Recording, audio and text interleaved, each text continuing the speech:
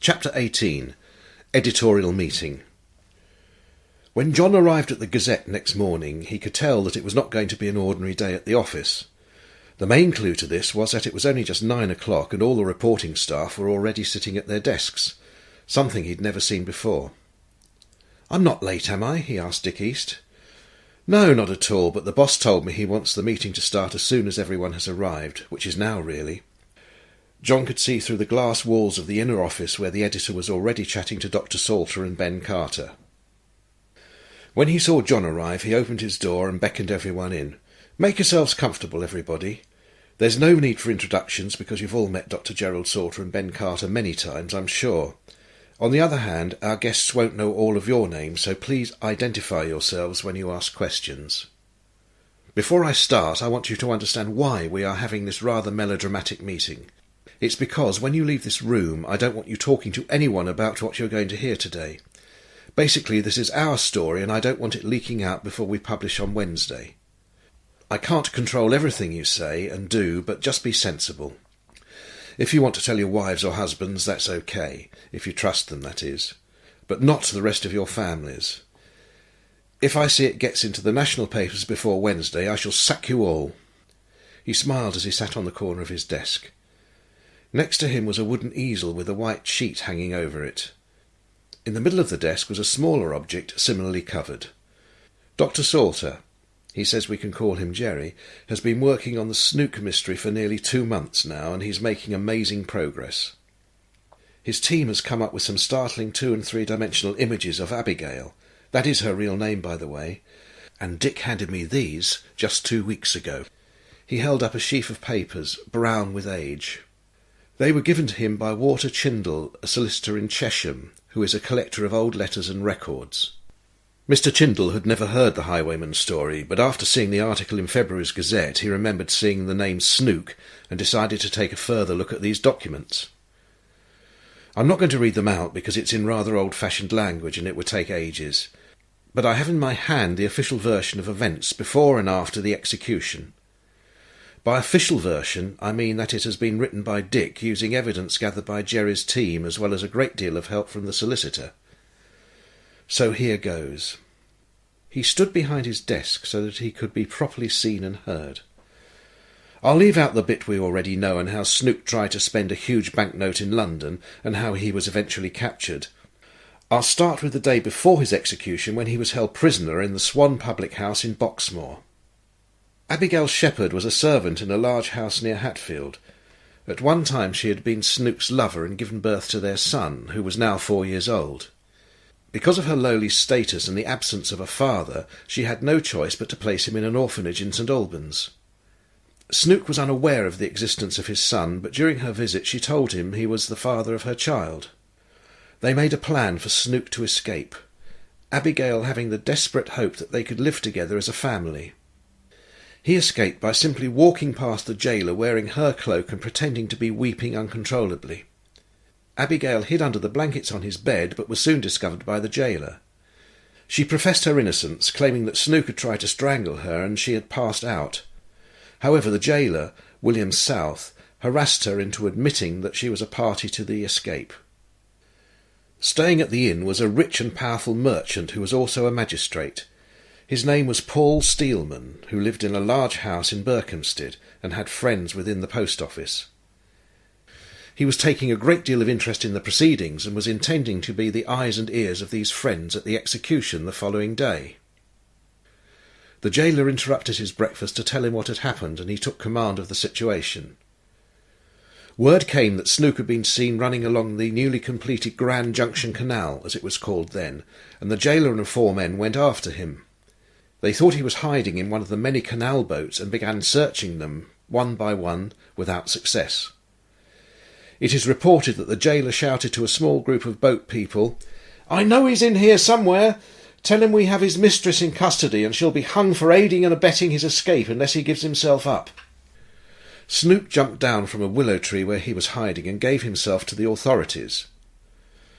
Back at the Swan, he told Steelman that he had overpowered Abigail and she was not a willing participant in the escape, but he was ignored. Steelman met with Abigail and told her that she was liable to be hung for helping Snook to escape, But now he was captured again, he would see to it that she would not be charged with any crime. There was one condition: she would have to become his mistress. She very reluctantly agreed to his demands as long as she was allowed to take her son from the orphanage and she was provided with enough money for her and her child to live on. She was permitted a last meeting with Snook that evening. She told him that she was not to be charged and would be able to provide for their son, but without telling him how. He told her he deserved his punishment and would die happier knowing that she was to be a free woman. The jailer listened to every word of their conversation and reports that this is when Snook handed her the St. Christopher medal after telling her that he had worn it every day since she gave it to him. After an anguished parting, the jailer stopped her outside the cell. He told her that Steelman wanted her to visit him in his bedroom. He also warned her that he had overheard the so-called Justice of the Peace saying that he had no intention of paying any money to her or her bastard son, and that after he'd had a way with her he was going to make sure she was arrested. She thanked the jailer and said she was going home, instead of which she went into the kitchen and took away a large knife. On entering Steelman's room she tried to stab him, but he fought her off. He was too strong for her. In one brief moment she realised her position was hopeless. She had lost her lover, she would never be able to help her son, and was now at the power of this deceitful monster. As he strode towards her, she held the knife to her chest and dropped face down on the floor with the full weight of her body falling on the blade. At the same moment the jailer appeared at the open doorway. "You saw it, didn't you?" exclaimed the merchant. "She must be mad, crazed with grief or something." They hid the body in his room until the day after the execution, when the noble citizens of Hemel Hempstead provided a coffin for Snook, who had been buried without one. Steelman paid the jailer well, and instructed him that the highwayman's body was not to be dug up, and the poor girl was to be put in the coffin instead. The jailer records that it was he who put the St. Christopher medal in her hand. The clergyman and the small group of people at the burial had no idea who they were putting into the ground. The editor paused for another drink of water. What I have read to you has been slightly dramatised for radio, as they say on the BBC, but it is pretty much all true. The information comes from two separate sources. He held up the brown papers again. The main one being William South, the jailer, who wrote down an account of the events that he had experienced first-hand, including the appalling behaviour of Steelman towards a vulnerable young woman. He left his writings with his son, with instructions for him to make them available to the authorities after his death. I think it is fair to assume that he wanted Steelman to get his just deserts, but feared the consequences of his own part in the business.